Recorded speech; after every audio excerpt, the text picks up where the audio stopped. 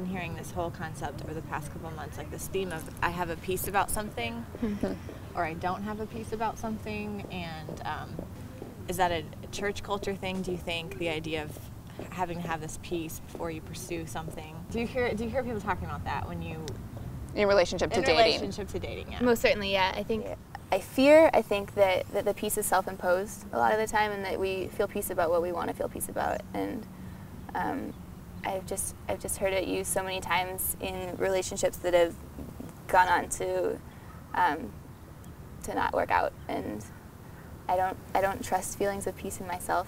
I think that's pretty key. Is I feel like I hear the two words peace and feelings side by side a lot, and I feel like those are two different things, and people aren't really distinguishing between them. So how would you distinguish between peace and feeling good about something?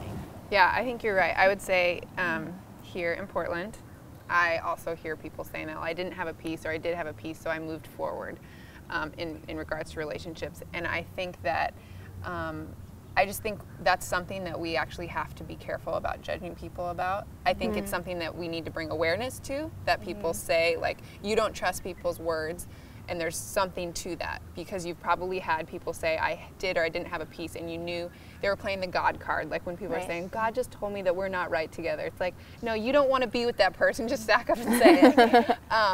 But we also can't move away from the fact that the Lord does give us peace. He says He'll give us peace over things. Peace is a feeling, so you feel peaceful, you feel at rest.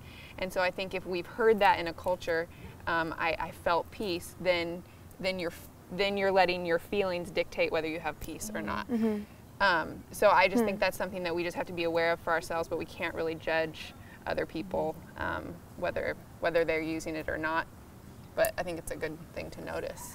And I think peace can also be accompanied by like a large amount of things, like wise counsel. Do other people feel peace about it, or do other people see things that you aren't seeing? Yeah. And to just go off the feeling of peace alone seems a little...